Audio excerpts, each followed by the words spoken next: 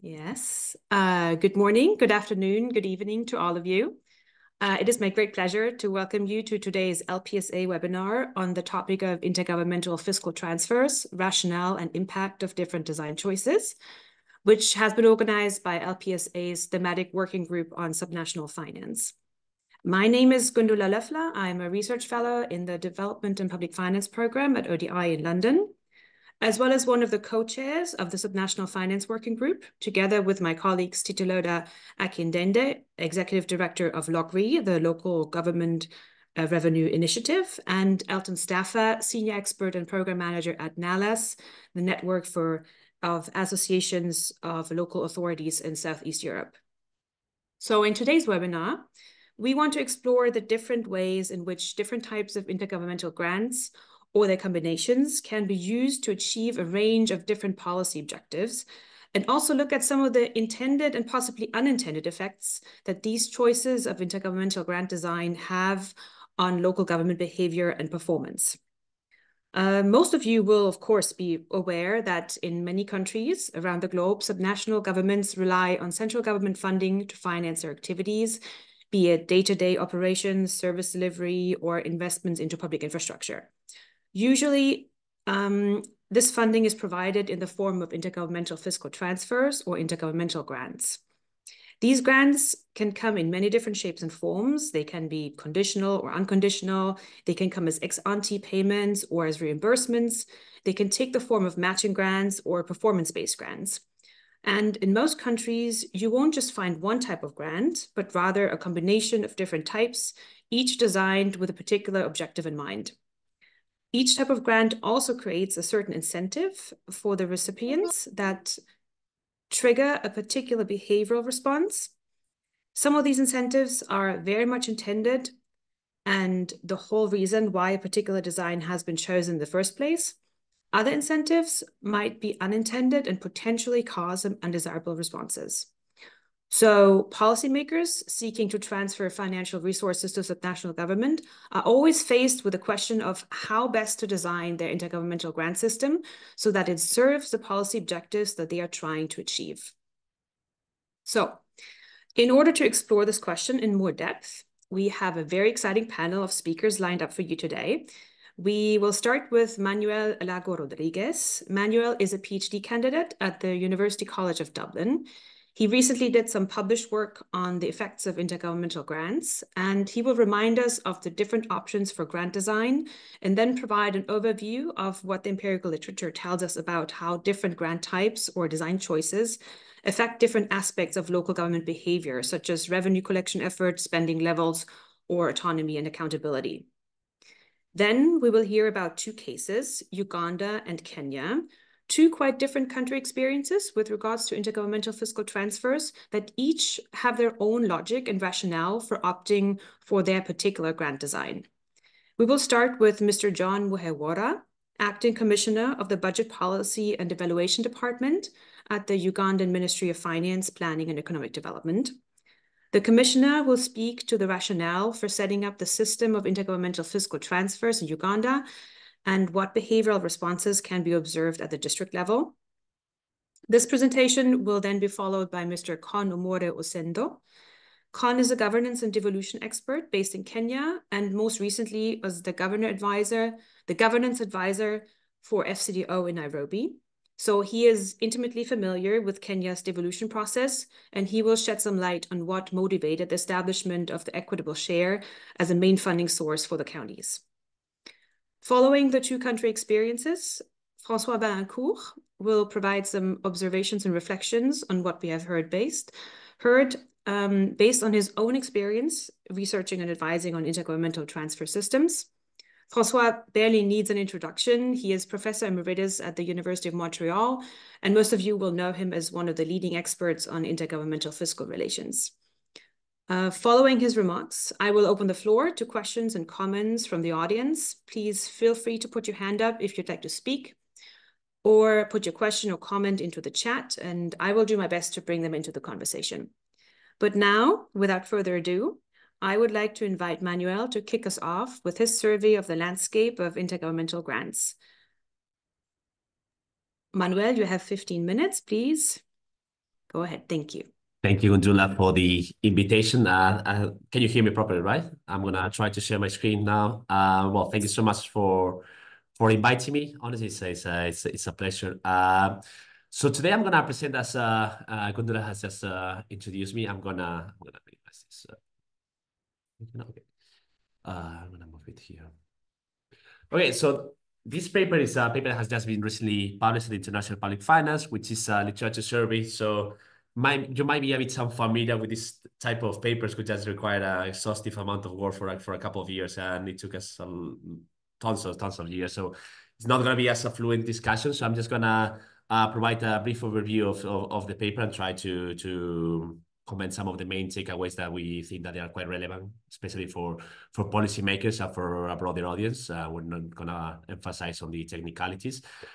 So this is just a joint paper, joint work with Santiago Laupeñas and Jorge Martinez Vázquez, which you all might know them, which are also like expertise on the field. Okay, so this is a brief outline. Just gonna comment a bit the taxonomy of grants, the classification, the relevance and the purpose, as well as some of the brief discussions about the optimal practice of grants, which I consider probably the most interesting part of the presentation. And then I'll move forward a bit more in detail on the particular effects that we focus on.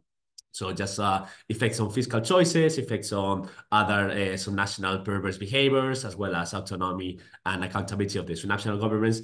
And then some of the main takeaways are moving forward, what we consider that both the theoretical and the empirical literature on the intergovernmental grants, intergovernmental transfers, for those of you in the audience that might be interested on this stride of the literature, might be interested for you to follow this direction. Okay, so without further delay, we barely have time. So let me just talk a bit about the taxonomy of grants. So as Gundula has already perfectly described, this is just a brief discussion of the oaths, as oaths published in 1990, some of the main purposes of grants. So grants are just a key financial instruments for some national governments, and then we can distinguish three main instruments that are used for. First of all, they are used for finance services and investments. Then for redistributive reasons, they are also employed for equalization of national horizontal fiscal disparities.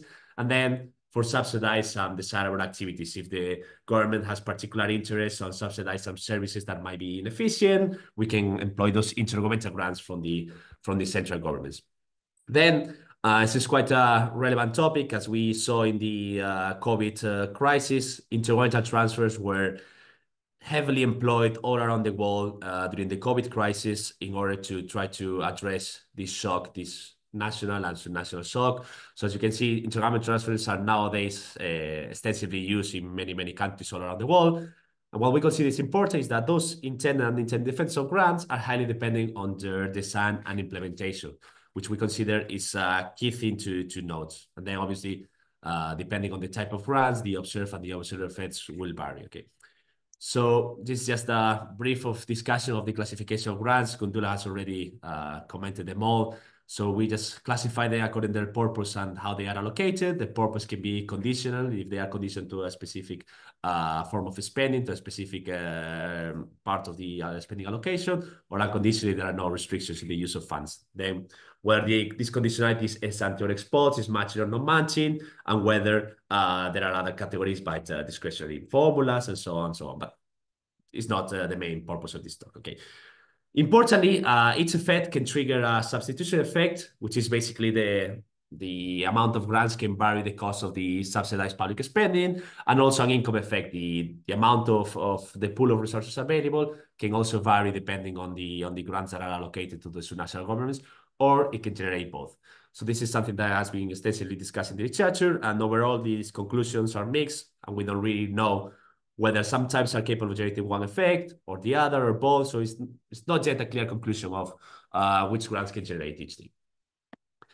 Okay, so what's the optimal practice? Probably the most important question that we should ask ourselves. Okay, so there are so many type of grants, there are so many allocation formulas, there are so many intended effects. So is there any transfer, any intergovernmental transfer that should be more employed than others? So the simple answer is no. probably the next speakers from the cases of Kenya, Uganda, they will provide a better insight of why there is no answer. So basically, the ideal transfer will depend on the country goals contest, on the specific dimensions of the country, the specific institutional context, how the agents behave. So probably one of the things that we found in the literature tries to assume that agents, institutionals, governments, they will behave homogeneously all around the world. And what we found is that might explain the mixing results, that we don't have homogeneity. So this optimal design of transfer should go case by case and should go scenario by scenario. So we write it there using a single type of grant for multiple goals and for multiple countries will be a common mistake that can cause inefficiencies and confusions, lack of support from the voter, from the public audience, and so on. Then there are many different formulas. Again, those formulas should depend on the country itself. But let me just move quickly because we are running out of time to just the different effects that we focus on this literature survey. So we're just gonna talk a bit about the effects on the subnational tax efforts, such as the crowding out, the crowding effects, the tax competition, and the asymmetric responses of subnational governments, as well as the potential effects on the expenditure side, such as the size of the public sector and the fly paper effect, which probably is the most commonly known effect of intergovernmental transfers. Okay. So let me just start for the crowding out effect, the tax effort. So grants in the literature for the last 20, 30 years, they are believed to induce a crowding out effect. The idea is that they generate a negative incentive on subnational governments. Instead of increasing their taxes, they have strong incentives to raise their own revenues. Okay, so there is a negative relationship between subnational governments and their own revenues. So that's what we commonly observe in the literature, although there are some mixed findings regarding whether the country itself can be categorized as a developing country or not, whether the institutional capacity of the country, and so far so on. This differentiation might explain why there is also some papers, some empirical papers, that they found some evidence of crowding. What we mean by crowding is the opposite effect, that tax effort may increase when tax capacity is used instead of the actual revenue. So there is sort of a mixed result in this literature regarding the tax effort. So it's not clear yet, although most of the empirical papers suggest a negative impact, especially in the developing countries. Okay, I'm not going to mention all the papers. There are a huge number of papers that they focus on many different countries, but just for you to have a clear idea of what's the main conclusion on the strike of the literature. Okay, then we also move to the tax competition. So tax competition is just the idea that subnational governments have strong incentives to lower their taxes to inefficiently low levels in order to attract this mobile tax basis. So subnational governments sort of have this cooperative behavior. Okay, so theoretically, the previous papers on the 90s in the early 2000s, they argue that the increase of grant volumes have a negative relation with respect to tax rates. And these predictions are confirmed in mainly the OECD countries, such as Canada, Germany, and the US, Switzerland as well. They confirm these predictions. However, there are some divergent results that argue the opposite. And the idea is that most of these papers, especially the ones that are before 2020, 2018, they rely on some methodologies which are not quite robust as the ones that we might use now. So my main takeaway for policymakers or for the audience here, just be aware that some of the early findings might also have problems in terms of econometrics, in terms of how the implementation of the design was designed. So just bear that in mind, that some of the findings might not be driven just for country context and by the problems of design, rather than just by issues in the specifications, issues in the experimentation. Okay.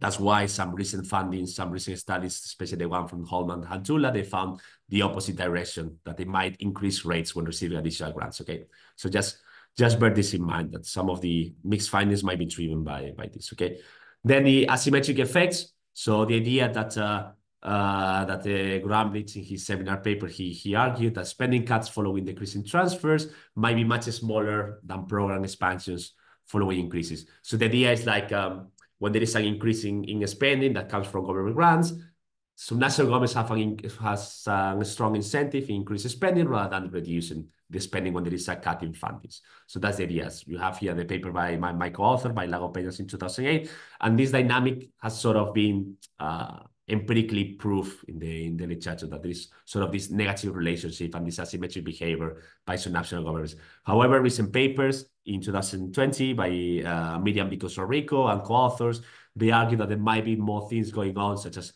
political factors. They also found that left-wing governments have more strong incentive to increase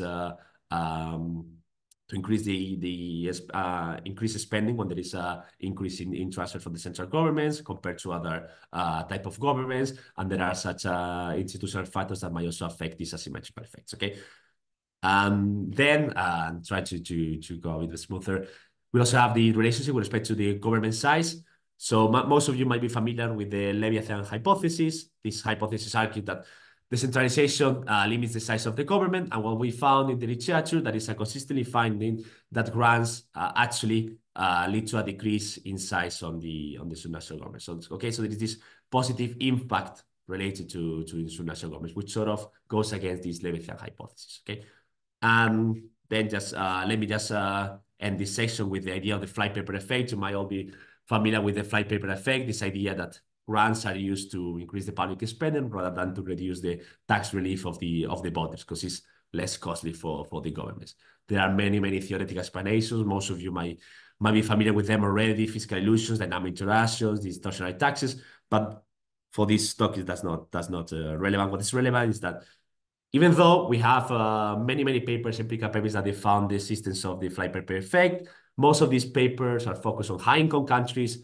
Even though there are some recent work on other developing countries, we cannot infer a clear conclusion if we keep only working on this type of context. Okay, so that will be our main conclusion. And then other perverse incentives as well that we observe in the literature, that grants are found to be often pro-cyclical with respect to the subnational output shocks. They are found to weaken the budget discipline and lead to excessive borrowing, especially in those countries with a lower fiscal capacity. So that's why we might observe this type of behaviors in developing countries, because probably their fiscal capacity is a bit behind with respect to other countries. And also they can exert positive and negative spillovers beyond their jurisdiction. Okay, those are the different perverse fiscal behaviors that are observed in the literature. Okay, and then just to conclude, we can also infer these effects on autonomy and accountability, which are really an important factors for national governments, because if the aim of grants at the end of the day, they are just like to make the most efficient way in order to provide these services and resources to the voters. So we need to provide them a clear link with respect to the government. They have to clearly know what is going on. So that's why this link of accountability with respect to the subnational governments and what the voters receive can be dampened by intergovernmental transfers. So what we observe in the literature is that grants transfers did actually lead to a loss in accountability and autonomy by the voters, okay, especially in countries by OECD countries and developing countries. So that is, I think, is a really interesting research strand for those of you that might be interested, because there are not many papers in this area of accountability and autonomy. So I think it would be really interesting to have more work on these areas. And then just to conclude, because we're almost on time. So what are the main takeaways from this survey? So beyond this collection of work, this comparison of theoretical and empirical literatures, beyond theoretical intuitions, what we observe from all this literature is that first, we obviously need more sophisticated methods, more sophisticated approaches in order to capture these differences in dynamics and institutional capacities across jurisdiction, across countries. But also we need to better design the grants. Well, what do we mean by better design? We need to understand the dynamics of the country, the dynamics of the national governments that we are interested on, and therefore we should design the grants that we consider that might be more beneficial and more effective. So we shouldn't just implement the grant that theoretically might work, but we also need to understand the characteristics of the country itself. And then there are some areas that remain unexplored. As I argued before, the accountability and autonomy link is a really interesting topic, but there are also some other topics that we don't have enough empirical nor theoretical work on them, such as the separation of powers, the effect of grants on the constitutional design. What about the role of judicial authorities? Is there a difference across countries? What about the political actors? How do they behave? How do they cooperate or not? So those are really interesting topics for you to work on or to read more about. So that's all from my side. Might be a bit too much information because it's a literature service, so we try to aggregate as many intended and unintended effects as possible. But yeah, I'm gonna give it back to Kuntula, and thank you so much for listening. Great. I'm gonna stop sharing. Thank you very much, Manuel. Very much appreciate it. Yes, yeah, very interesting, very dense in presentation indeed. For all of those who want to sort of, digest this a little bit more with a little bit more time, we have the paper is also on the LPSA website. So you can find it there. Maybe my colleague Marina could put the link in the chat. All right, so now I would like to hand over to Mr. John Muhawara, the Commissioner of Budget, Uganda. John Muhawara is my name. Commissioner Budget, Minister of Finance, Planning and Economic Development, Uganda. And I'm presenting this paper, which we are going to share now on the screen, on the fiscal decentralization implementation in Uganda. Colleagues and the members, Uganda started implementation of fiscal decentralization around 1990s. And this policy is provided for in the Uganda's constitution, also in the Public Finance Management Act and the Local Government Act. They provide for implementation of decentralization. It was implemented through a number of transferring a number of grants to local governments from the center to local governments. And these include mainly three types of grants, of course, with sub-grants so they are in. One is an unconditional grant, as the presenter indicated. This is the money that comes from the center or the central government works to local governments to implement or to implement the decentralized services.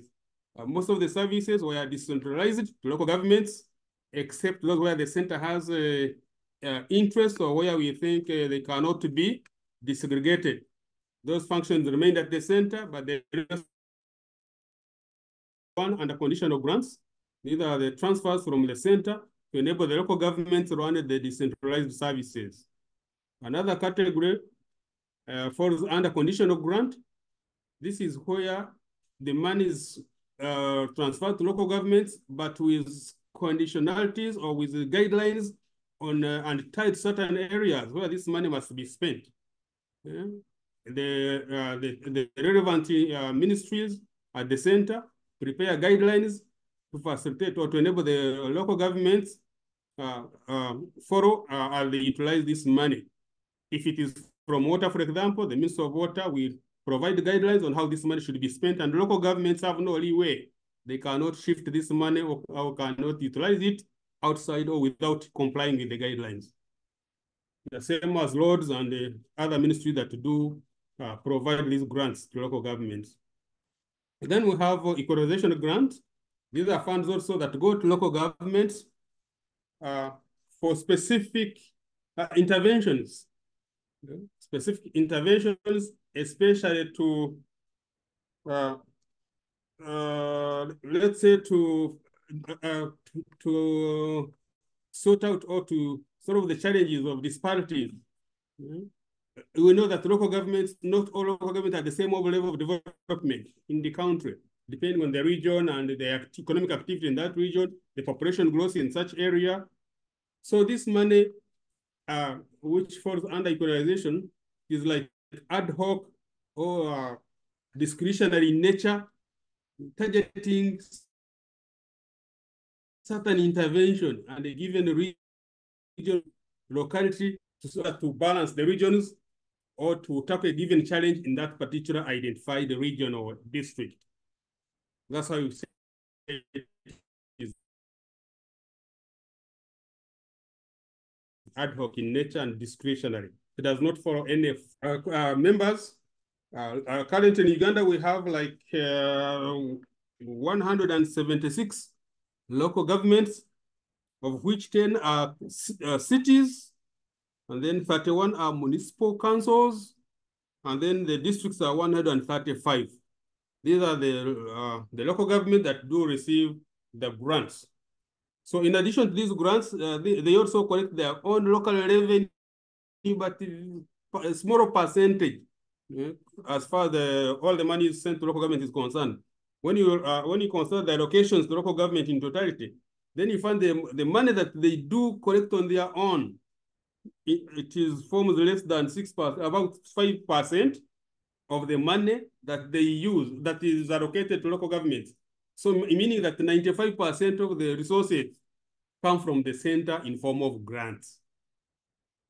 And because of so many other, of course, of a number of challenges, this locally raised revenue has not grown significantly.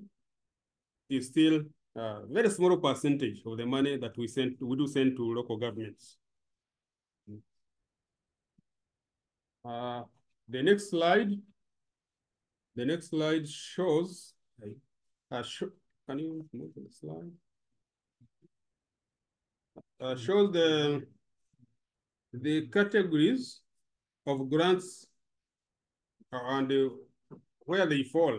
Because categories, we have those grants that fall under recurrent transfers, development transfers, and then we also, of course, have the grants that are mainly for remuneration or wage-related expenditures. So under recurrent, we have mainly wage and non-wage conditional grants. And then under development, this is mainly development grants meant for undertaking investments for government development investments in local governments, and that's where mainly these mainly fall under conditional grants, where the center puts in place conditionalities and guidelines to ensure that this money is not misused.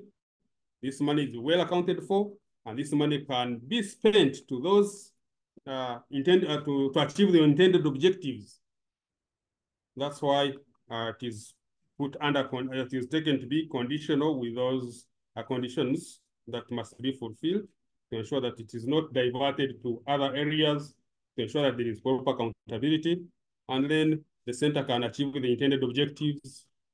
For example, infrastructure development, for example, agricultural productivity, encouraging or promoting productivity.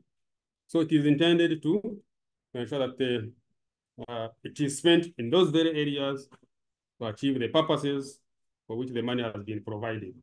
So I was talking about that locally raised revenue is only between 4 and 5%, that first bar.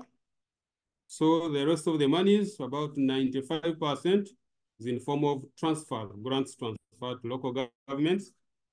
Efforts are being done to ensure that we enhance also the capacity of local governments collect more local revenue, where they have a lot of flexibility compared to grants. The next slide also shows the grants, the number of grants by program or by the sector. For example, in 14-15, you can see we had so many grants in number. The total, you can see the total about we had in totality we had 54 grants, of which wage-rated grants were 10. Then non-wage rated 32. Then development grants 12, totality 54. But over time now, following the implementation of this Egypt reform, the number of grants, we have tried to condense them, but still because of the various reasons, MDS at the center keep on creating or subdividing these grants And of course, to ensure that there is accountability and money is not mismanaged or spent on those other areas of which money is not intended to. That's why they always want to separate the grants, and you end up having a number of them. But the categories, strictly, we have three. We have wage, non-wage, and development. And development, of course, we separate the external funding from the government of Uganda funding. So as I was saying, the ad hoc mainly and conditional grants, they fall under the development side category, where this money is intended to attain a certain level of development or sort out certain variations, disparities in regional development. That's why this money is targeting certain local governments. It's ad hoc, discretionary, and it does not follow the formula. The rest of the grants, since 18, following the implementation of the UGIFT reform, we came up with a formula to sort out some of these challenges we're experiencing. Because before that, monies were allocated not based on robust parameters. And you would find that to some extent, a certain district, you would fail to explain why a certain local government gets more money than the other by appropriate parameters. But when we implemented this reform, as we are going to see, this challenge was handled, and now we can able to explain why different district A is getting more than district B, either it's because of the population size or the poverty index or the number of kilometers of road, or now you can explain, and all these parameters are were incorporated in the formula, and now it is very understandable why variations in allocations now. Initially, it was a bit difficult. Next, we are on, I hope we are on this slide where we are showing the services that were the reason why I was trying to explain these disparities and why we give these equalization grants. And then to poverty alleviation, we have talked about it. It mainly intended to sort out those issues of the variations in the levels of development. So this system of Egypt therefore provides for the transfer of the funds to the local governments to ensure there is equity in the distribution of these funds, in the allocation of funds, to ensure that there is improvement in local government performance and management of the local service delivery, to ensure effectiveness and efficiency in service delivery by the frontline service providers. So this reform had those key objectives. When it comes to decentralized policies in Uganda, we found that these are mainly aimed at devolving administration and the fiscal responsibilities to lower local governments. For example, we have policies that require that each parish should have a minimum, should have a primary school, should have a sub-county level secondary school, should have a health center 3 at level 3. So these are policies that you cannot, when you allocate money to the various local government, you cannot achieve this objective. So such money remains at the center, is transferred with those guidelines to ensure that there is equality in the allocation of resources and distribution of these facilities in the country. Concerning regional development, also objective in Uganda, you find that in order to promote economic growth and to ensure social development in those disadvantaged or less developed regions, the Egypt system ensures that there is alignment of the objective with the funding that is targeting, or the transfer that target those particular programs in those PRDP in those areas that were affected by war. We have rural development in the western part of Uganda. This is meant also to equalize the development and ensure that those areas also participate in development programs, etc. So all these are targeting certain regions and they are allocated not based on the clear formula.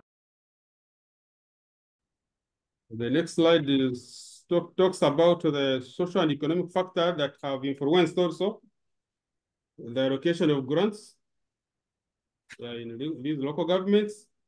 Number one being capacity constraints. At the subnational level, we find the local governments at times the level of capacities has gaps, and the center plays a role ensure that the resources are managed centrally and transferred to local governments, and they provide support to local governments, financial, technical, to ensure that they build capacity in those local governments in fiscal management and service delivery, and ensuring that these resources really are put to the proper use and are effectively and efficiently managed. Then the conditional challenges, or the coordination challenges also at play. Because of these challenges in coordinating the fiscal policy and expenditure priorities across the different levels of government, the system has helped us. The Egypt system or framework has helped us to ensure there is proper coordination by providing a transparent and a predictive framework for intergovernmental fiscal transfers, and also reducing the conflicts within these administrative units and promoting cooperation among the central government and local governments. In the same vein, implementation of intergovernmental fiscal transfer has also ensured or contributed to stability and legitimacy in the country, ensuring that all regions feel equally represented and supported by the central government in critical areas and maintaining stability in those regions and fiscal inequalities that are tackled, and ensure that these are minimized. All regions receive their fair share of the cake of the resources because of the formula that we implemented under this reform. Also by addressing a number of factors that were initially causing challenges. So this system therefore plays a critical role in promoting equitable development and ensuring that all regions in the country benefit from the resources, from the fiscal resource envelope. Okay. But if we had reached the effects. So one of the biggest strengths now as a result of implementing the system. Can we go back? Okay. The strength that we have achieved as a result of implementing this system is, first of all, flexibility to meet the numerous emerging social and economic concerns in the country. And the system is high, because the system is highly transparent. Everyone understands how the resources are utilized, how the resources are shared. It is now very clear for everybody in the country to understand. Then the formula is very clear. Two, because of the limited resources, now with this system, we can address all the socio-economic concerns through the transparent allocations. And then these other disparities also in the levels of development can also be addressed because we are very transparent in our allocations. If an ad hoc allocation is made, it is also very clearly understood that this is targeting a certain challenge, certain level of development in a given area that is demanding. There is a gap in infrastructure, so can easily be understood. So this reform really has been very, very useful, very important as far as implementation of the decentralization system in the country is concerned. So even with the application of with the application of this transparent formula, which members know we abbreviate it as OTIMs in allocation, still there are cases, of course, of disparities here and there, of course, due to capacity and then inadequacy and also ability in service, variations in ability to implement the service delivery. So the impact still varies from here, but to some extent, to a bigger extent, really there has been some positive achievement. We are moving in the right direction. Grants have been earmarked based on the formula. The center still plays a big role as far as allocating the conditional grants is concerned, so that they target certain challenges, so that they target certain regions that are lagging behind. And there is generally improvement in ownership. Now everyone understands why you are allocating certain amount of money and why another neighbor is getting less or more. So local governments are entirely now, as indicated earlier, that the local governments are entirely depending on central government transfers. Only 5% they contribute only 5% to the resources allocated to local governments. So we are trying to make effort. We are trying to ensure that we boost revenue collection in local governments. The Ministry of Local Government that supervises local government has come up with a framework. You will hear of a system called ILAS. You have a system called e-log. All those are intended to ensure that they enhance local revenue capacity, local revenue collection. So that the local government don't entirely rely on the central government transfers. On the issue of quality of service delivery, of course, is still a concern. Due to, of course, there are also challenges of monitoring and supervision in local governments, but we are still building capacity. We are still supporting these local governments to ensure that they are able to supervise the projects, the government investments to attain the intended objective and sort out the issues. Of course, the challenge of poverty in some of these local governments that are still lagging behind. So the central government votes that do transfer grants have a lot of responsibility of providing support, building capacity, and ensuring accountability. So in conclusion, the UGIFT system has been very instrumental as far as the implementation of our decentralization and of course, the delivery of services in local governments is concerned.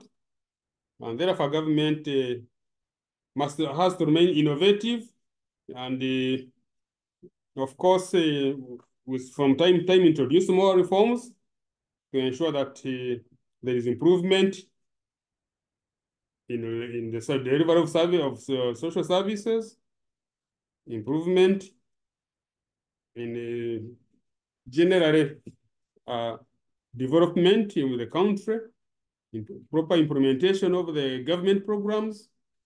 All these we have to keep putting frameworks in place by way of implementing more reforms. Of course, with support from our development partners, so that there is improvement in delivery of public service in local government. I thank you for listening. Great. Thank you very much, Commissioner. All right, I will stop sharing now. Yes, thank you for this really interesting and detailed presentation. I will now hand over to Con Omore Osendo, who will give us an account of the intergovernmental fiscal transfer system in Kenya. Con, it's your turn. Yes, thank you. Can you hear me clearly? Yes, we can. So I will share my screen. I unfortunately don't have a PowerPoint, but I think I've just made my notes legible. I hope that would work. I'm sure that's fine.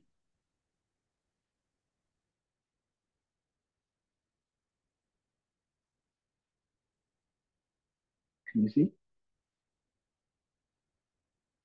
Very good. Yes. All right. So thank you very much. As Gundala had said earlier, my name is Kon Osendo, governance and devolution consultant based in Nairobi, Kenya, and recently until April, working with the FCDO in Nairobi as a governance advisor. I structured my notes to just cover the 3 questions that Gundala sent, and I'll rush through what is Kenya's IGFT system and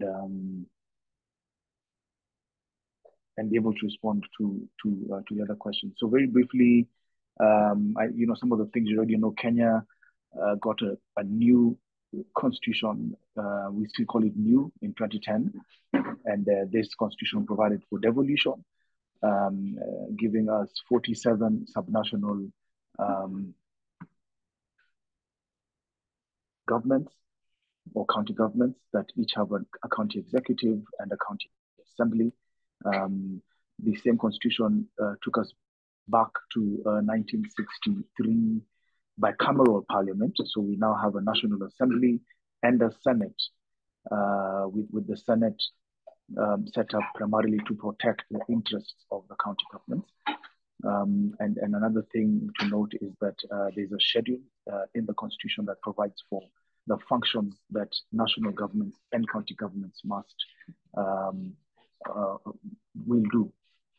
So the current intergovernmental fiscal transfer system in Kenya is guided mainly by that constitution. There's a chapter on devolution, I think it's chapter 11, and then there's a chapter on public finance, which is 12. And we have got statutes such as the Public Financial Management Act, quite a detailed piece of statute that extensively covers Kenya's PFM operations, the country, both at national, at county, and at intergovernmental level, which is also good to read together with the Intergovernmental Relations Act and many other statutes. So revenue that is raised nationally, the Constitution provides that any revenue raised nationally is shared equitably among the national and county governments. That's provided in the Constitution.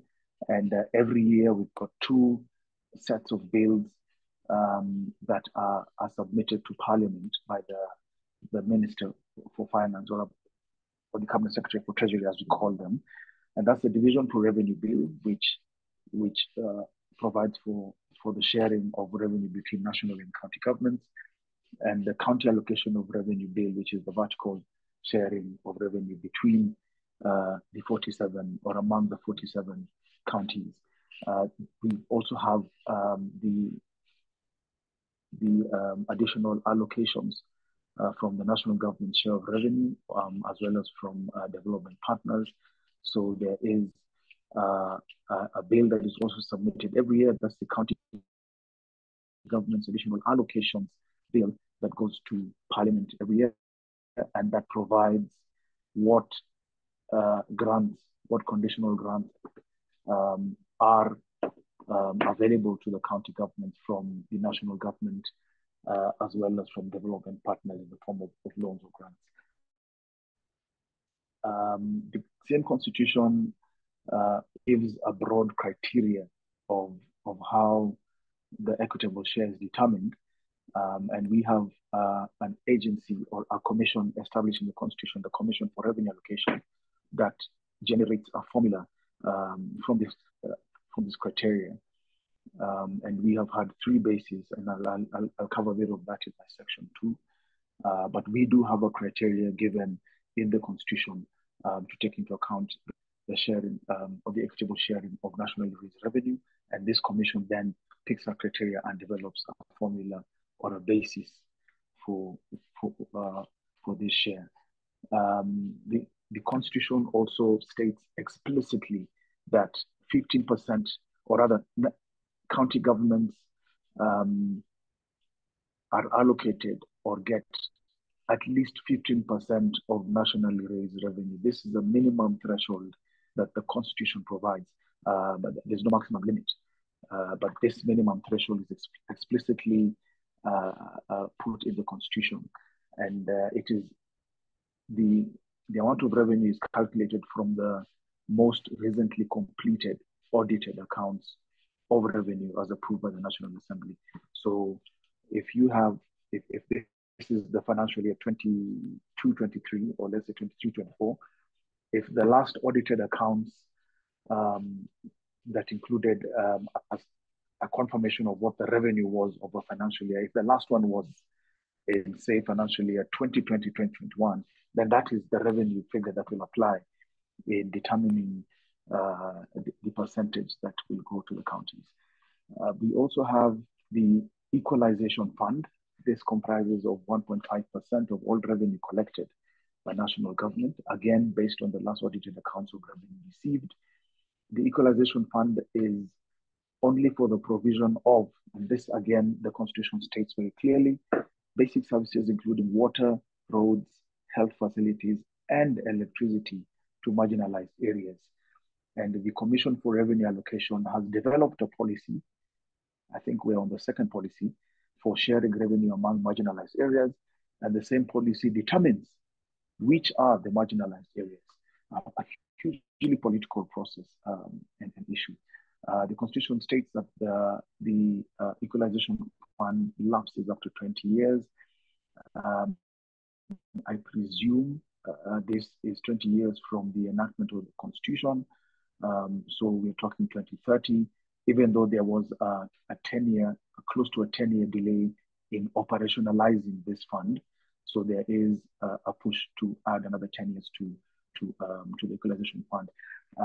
Marginalized areas in Kenya would largely be a lot of the areas that fell behind in development, especially pre-devolution, when we did not have a proper, clear legal system of revenue allocation. And allocation was done based on the regions that have supported the government of the day, or areas that were considered developed and productive, and other areas that were then neglected. So a lot of the northern parts of the country, northeast, bordering South Sudan, bordering Ethiopia, bordering Somalia, and the north coast are really some of the regions in the country that are grossly marginalized, and hence are eligible for a bit of an extra push on this from this fund. Now, all funds that go to counties, this is just the point I need to make, are disbursed into the county government's revenue fund account. So each county has a county revenue fund account at the central bank, and all the revenues or funds that go to them are put into those accounts. The accountability for our IGFT system includes one, we've got a constitutionally established controller of budget, whose role is to approve disbursements. So national government and county governments must meet certain requirements in their accountability and their documentation for the disbursements, whether they be quarterly or whatever period, are approved. And the controller of budget does in-year expenditure reviews every quarter and publishes these. And these are reviews done for both levels of government. So you're able to see trends in on-source revenue, you're able to see trends in what in exchequer releases, you're able to see trends in pending bills, etc. The Office of the Auditor General is another office that's important in the accountability of our IGFT system that then does the post-expenditure audits for both national and county governments. And then, of course, you've got the legislative oversight that happens within each county through the county assemblies and at the Senate level. The second question was the political rationale for setting up the IGFT system and what its main features are. So Kenya historically had a very biased, unpredictable, and unequal revenue allocation system before devolution, and you had a bit of a decentralized system with local authorities, but these are local authorities that were largely controlled by the national government. So it's basically national government managing nationally raised resources at local level. You had local councils collecting revenue, and I think there's data on that, but we didn't have a proper decentralization of power, decentralization of resources, decentralization of administration, etc., like we do have now under the devolution system. So parts of the country were left behind, parts of the country went ahead, and successive regimes denied revenue to regions that did vote for them, and this built up into a very, very strong basis for devolution. The formula, if I may call it that, or the basis for sharing revenue takes into account different needs and service provision challenges that counties face. And I spoke about the criteria earlier. This is what Article 2031 of the Constitution gives as what should be taken into consideration: national interest, any provision that must be made in respect to the public debt and other national obligations, needs of the national government, the need to ensure that county governments are able to perform the functions allocated to them, the fiscal capacity, development, and other needs of counties, economic disparities within and among the counties, affirmative action, economic optimization of each county, etc., etc. So I just want to show you what the first and second basis provided. The first basis ran from about 2013 to 2016, and the second basis ran from about 2016 to 2019. This was the basis that then the Commission for Revenue Allocation came up with based on the criteria provided in the Constitution. As you can see, population took almost 50% of the share of the weighting of determining what goes then to county governments. There's a basic equal share, so 25% of national raised of county allocation. There's a 25% of it would then be just shared equally, regardless of the county. It's just an equal figure that everyone gets. And then poverty had a 20% weighting in the first basis, down to 18 in the second. Land area is critical, stayed at 8%. Fiscal responsibility at 2%, and a development factors brought at 1%.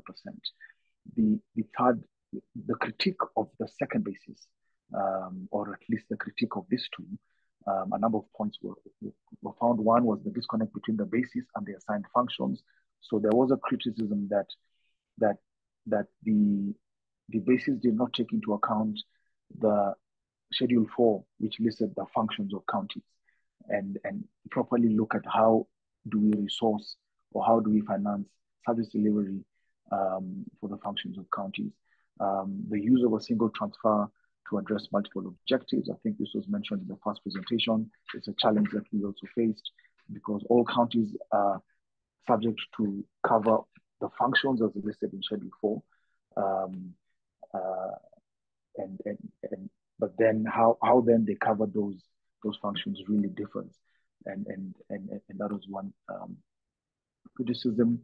I'll just point out number 5, for example, the high weight on equal share allocation, and what was flagged as inappropriate measure of poverty, inappropriate measure of infrastructure, insignificance of the development factor, which got really low figure, and also number 4, the generic use of population as a proxy for all expenditures. This really was a critique that the Commission for Revenue Allocation got as it reviewed this basis, and so this led to the third basis for sharing revenue, and this had 3 objectives. If you look at the first column, to enhance service delivery, to promote balanced development, incentivize fiscal efforts, for 4 objectives, and incentivize fiscal prudence. And you can see that the functions of county governments are then brought into play. You can see health services comes out quite clear. It's the biggest spend that county governments make. Agriculture services is also huge. If you look down at development, you're seeing roads is big, and especially rural access. Urban services is huge. And then poverty is retained, land is retained at 8%. The minimum share is also brought down a bit to 20%. And so this is the current basis that is being used. And as we speak, the 4th basis is being developed. So this is being reviewed, and the 4th basis is being developed to take effect from the next financial year. The last question the effects of this IGFT system that can be observed on the ground, including behavioral responses of counties, etc. I did a very quick list of what I think are just some of the observations coming out. One is if you read the Constitution and the Public Finance section, and if you read the Public Financial Management Act, the National Treasury comes out as an institution that should actually be kind of independent and kind of standalone, serving everyone, serving national government, serving county governments. But in practice, the National Treasury is still running and operating as a national government ministry. And so because of that, they tend to deprioritize or not give priority to county governments. And so you see a lot of delays in disbursements taking place. You see a lot of delays in approval of borrowing. And, this builds up into pending bills that counties have stacked up. And this has been an area of concern. And I think national government is probably feeling that it would lose a bit of that power and authority it has had if the National Treasury was to become an independent entity. I think we have appreciated as a country the role of the Commission for Revenue Allocation that is able to work out this basis for revenue share and present to Parliament. So its role is key, its independence is key, and anytime we see any threat to this commission, whether it is reducing their funds or whatever, Kenyans are really quickly able to just come out and protect that. I spoke earlier about the Division of Revenue Bill or Act when it is passed. So we call it DORA, Division of Revenue Act.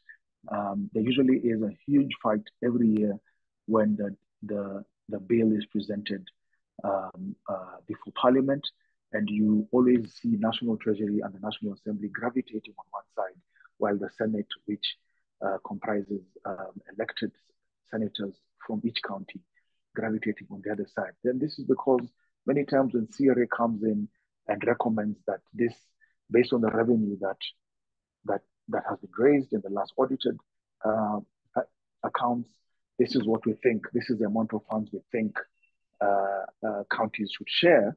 The National Treasury and National Assembly come in and rationalize that amount based on many other issues like, say, public debt needs to be paid, etc. I think we've also had, I don't know if there are any Kenyans on the call, but we've also had very shocking remarks being made by the MPs who sit in the National Assembly. So recently, I think a couple of weeks ago, we are now in the budget process, and the MPs get a constituency development fund for a few national government functions on the ground. And one of the MPs was heard or quoted saying that if the county government allocations are increased, then the CDF will reduce. And really, it was a very disappointing thing to hear. Another issue you see coming out is that county governments are never involved in the borrowing decisions by national government. But the impact of that borrowing is still borne by county governments. And so there's a clamor to have county governments getting involved in that process, including whether some of these allocations that are being given through debt can come to the county governments. Many times, all this borrowing goes to fund or to service national government programs. But when the debt repayment comes, and debt usually is the first check-off payment from the consolidated fund, it affects what remains available for county governments.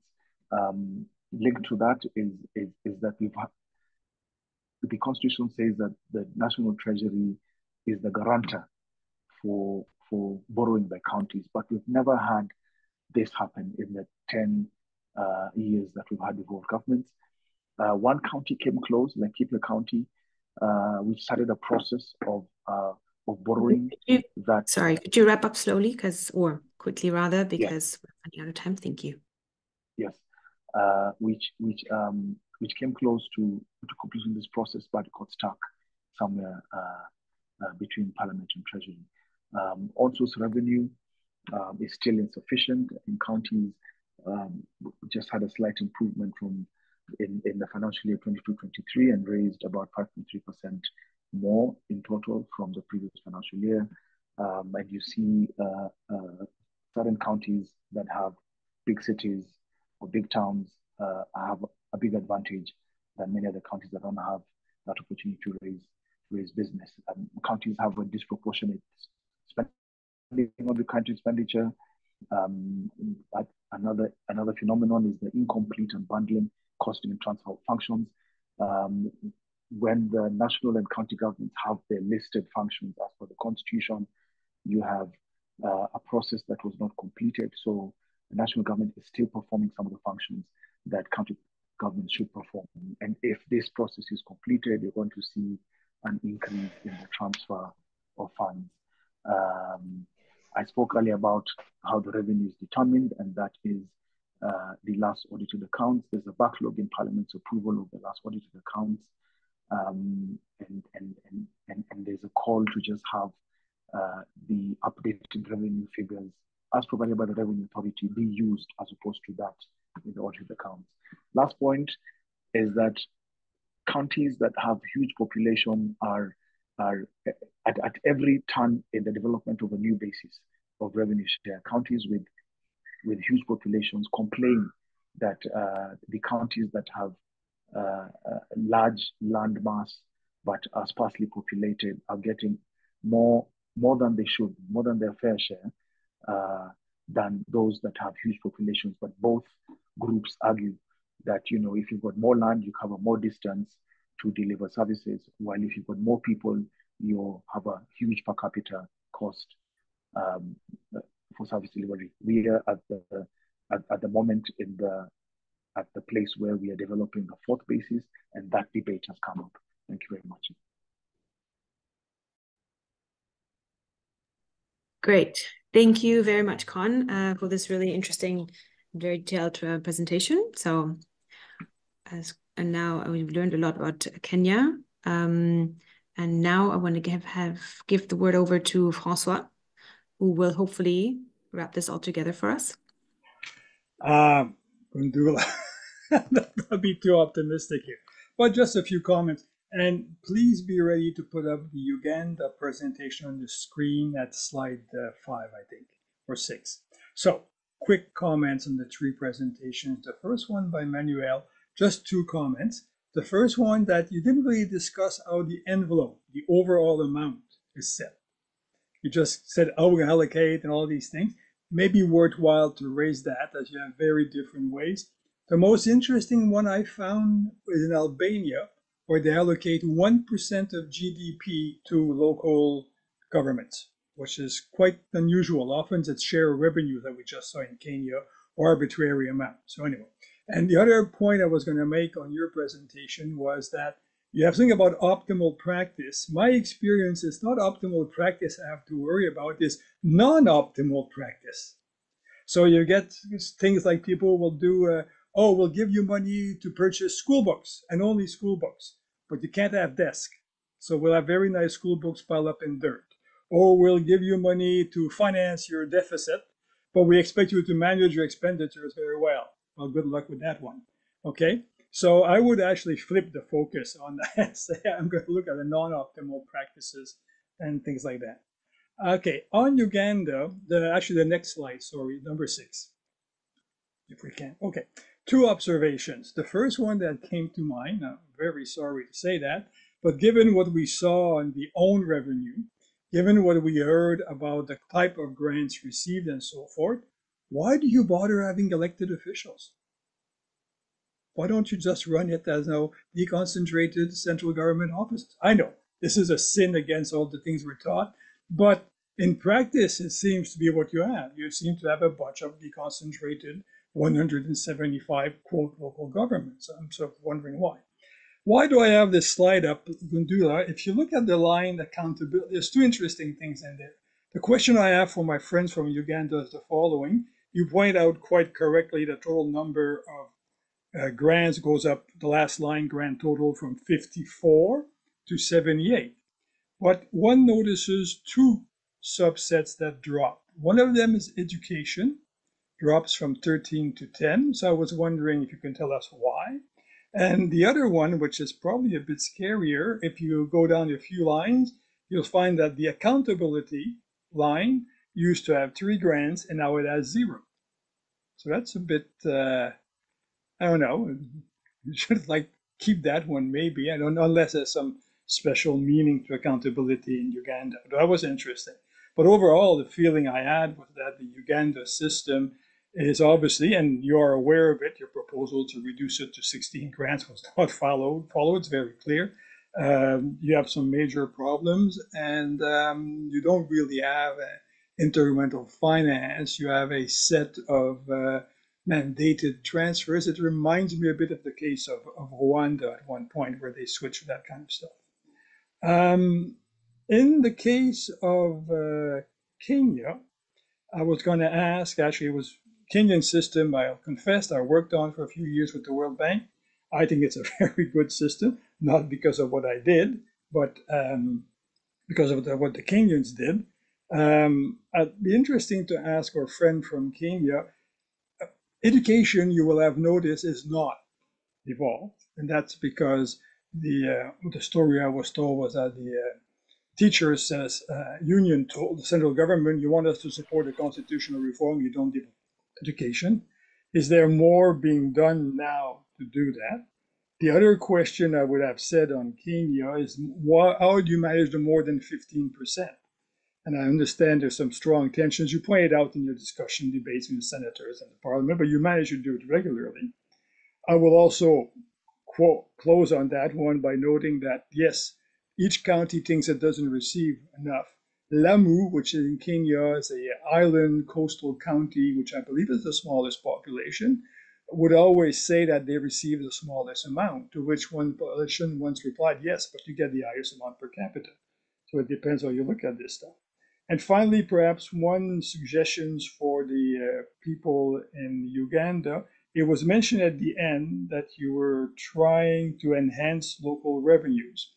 One approach I found a long time ago that seemed to have worked a bit, although I haven't looked recently, was in Tunisia, where the central government gave each local government a revenue management software package and changed the law to give them access to a few new sources of revenues, not major one, let's be honest, and then told them program every year a drop in X% of the transfers and announced it for a 5-year period.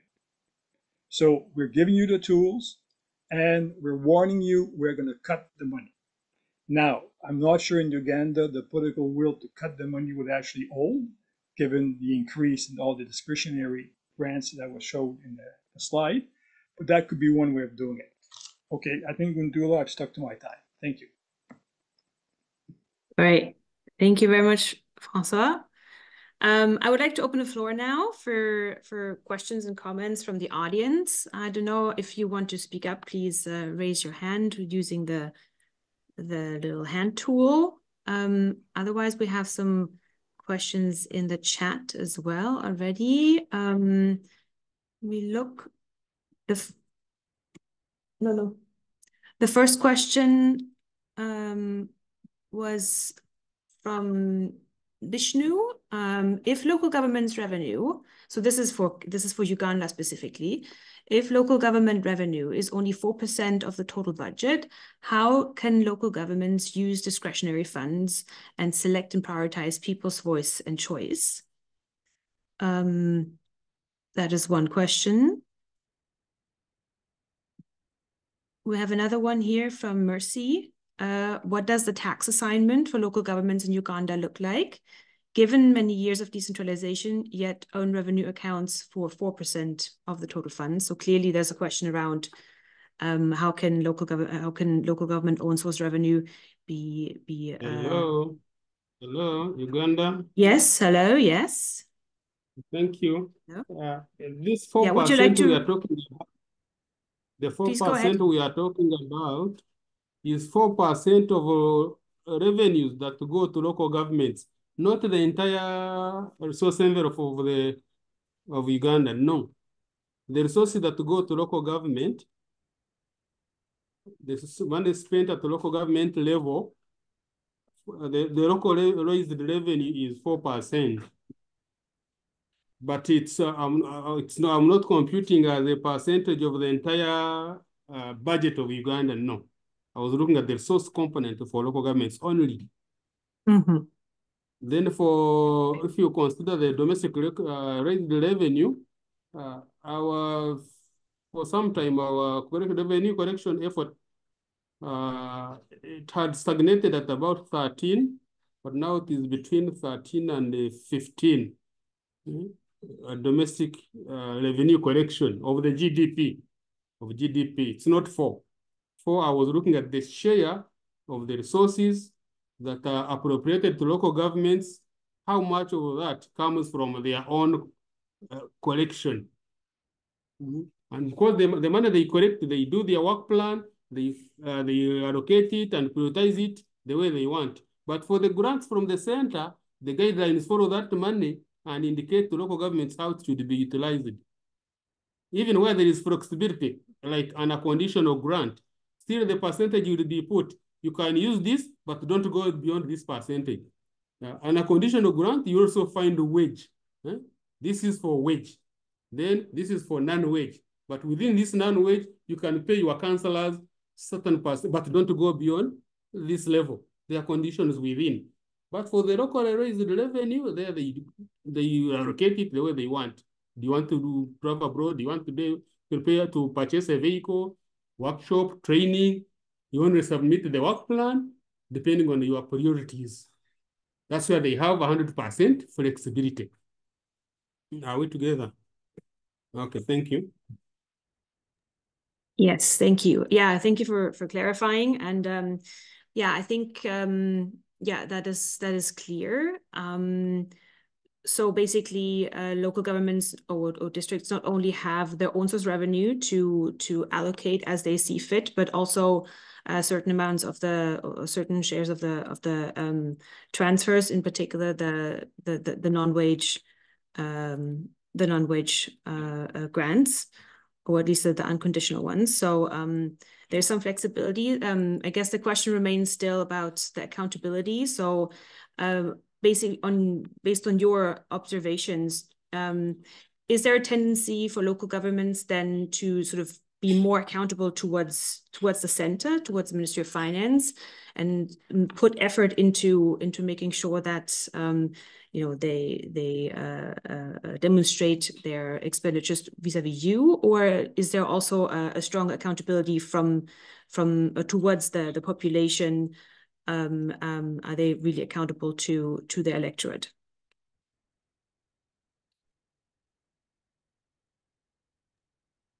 Thank you. Indeed, they are accountable to the population, because once we communicate the money from the center, the information is shared also with all stakeholders, including parliament, including local government leadership, and we require them also to saturate that information, put on the notice boards for everyone to see the condition therein. If this money is meant for road maintenance or opening up a new road, so that there is accountability, where the leadership there will follow up and ensure that those responsible have spent money on that very project, that very program, that very activity.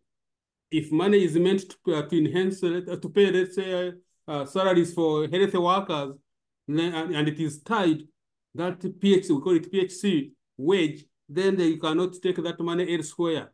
They must account to the population, they might account, and they have to prepare accountability reports quarterly to finance, showing us how they utilize the money in complying with the guidelines that were that were shared by the relevant MDA or the sector that gave or that transferred that grant.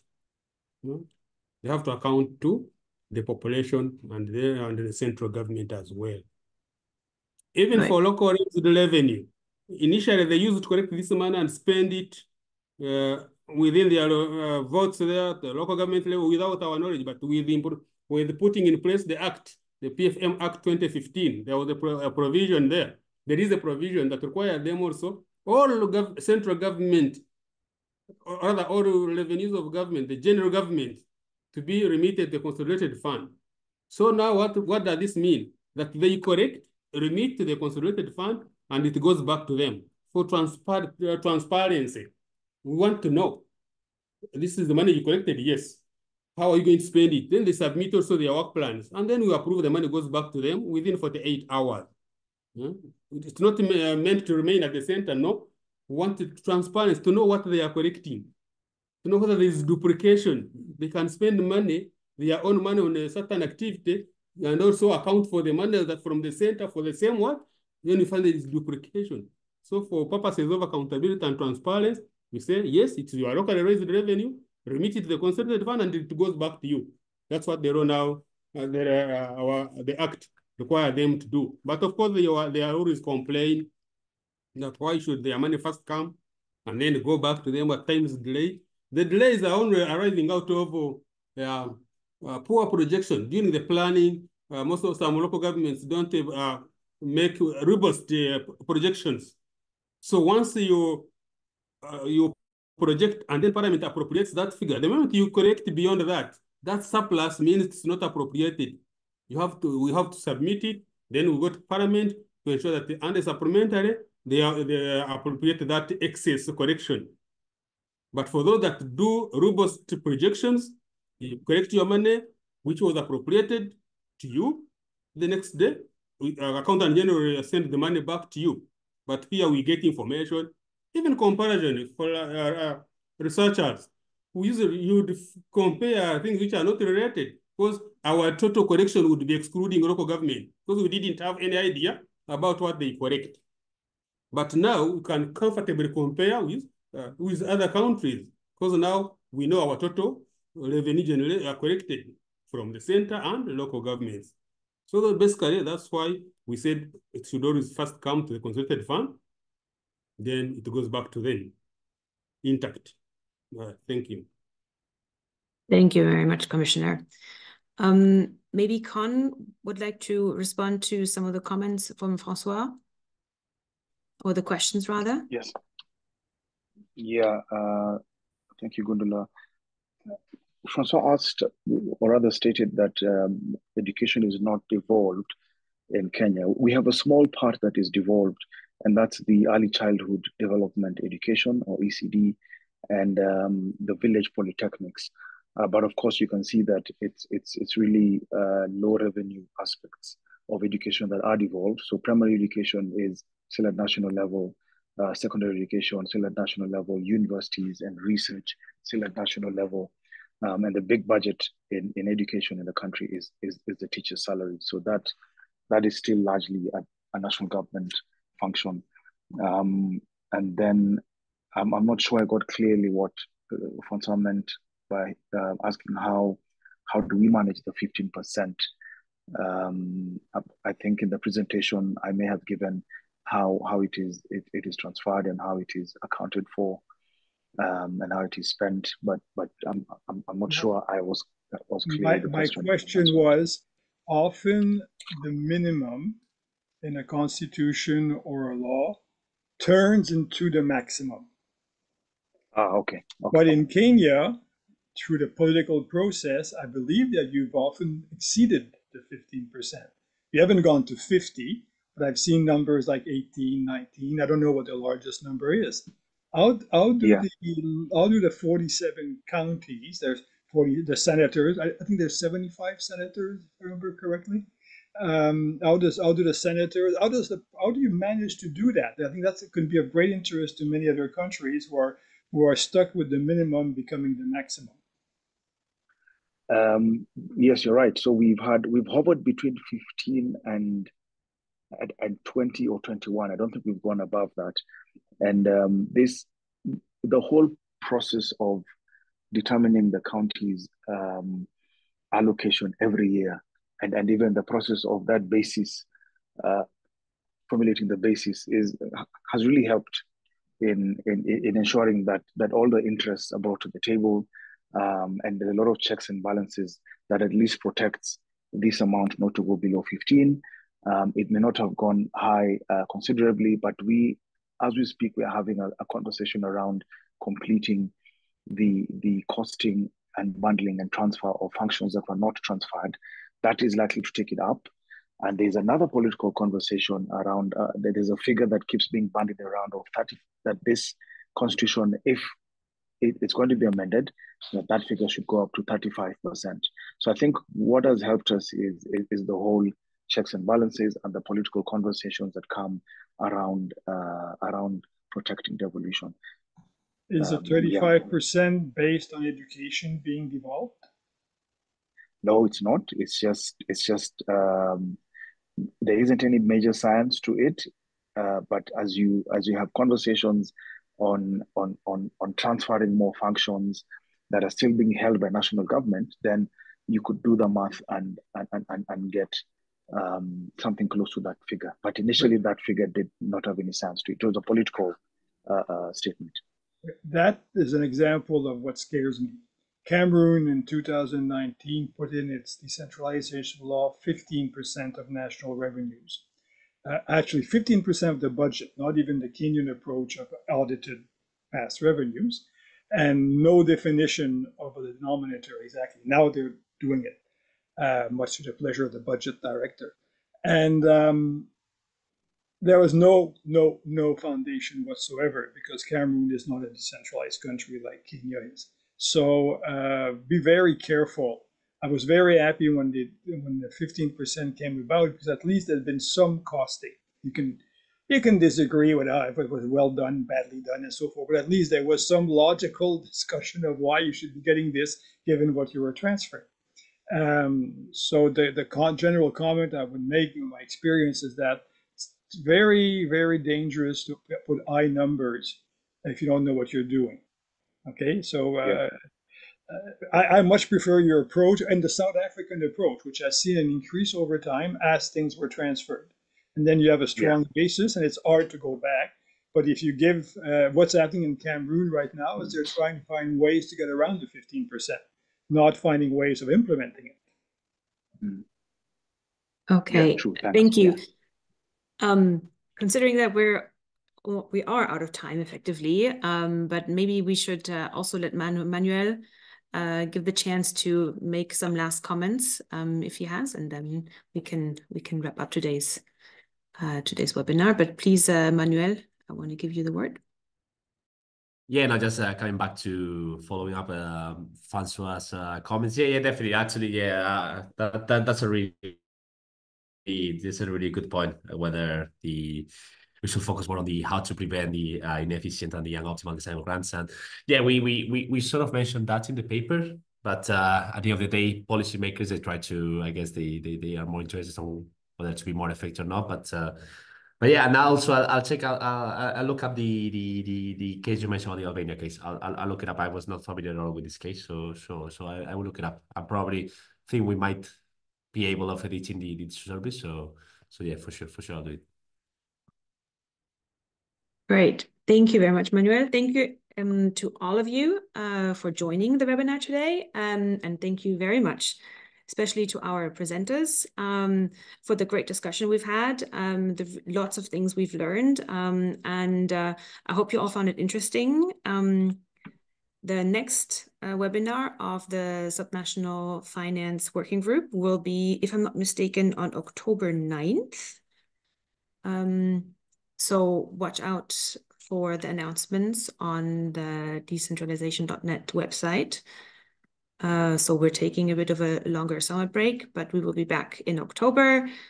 And in the meantime, we will, of course, also always post new interesting articles, reports, blogs in and around, on and around subnational finance on the decentralization.net website. So yes, keeping the conversation going. Looking forward to seeing you all soon again. And thanks very much for joining, and have a nice rest of the day, morning, afternoon, evening. Thank you. Bye-bye. Thank you. Thank you. Bye-bye.